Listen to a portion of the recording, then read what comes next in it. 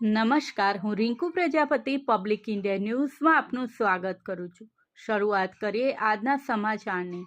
આણંદ જિલ્લાના 4 પોલીસ મથક દ્વારા પકડવામાં આવેલ 1.12 કરોડના વિદેશી દારૂના જથ્થાનો નાશ કરાયો। આણંદ જિલ્લાના બોરસદ શહેર, બોરસદ રૂરલ, આકલાવ અને ભાદરણ પોલીસ દ્વારા જુદા જુદા 72 ગુનામાં પકડવામાં આવેલ રૂપિયા 1.12 કરોડ કિંમતના વિદેશી દારૂની 62,243 બોટલોનો નાશ કરવામાં આવ્યો છે।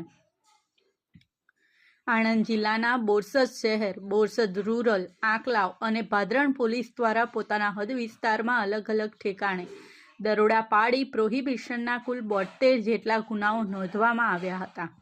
આ તમામ ગુનાઓમાં પકડાયેલ રૂપિયા 1,12,39,760 કિંમતના વિદેશી દારૂની 62,243 બોટલો પર બુલડોઝર ફેરવી અને નાશ કરવામાં આવે છે।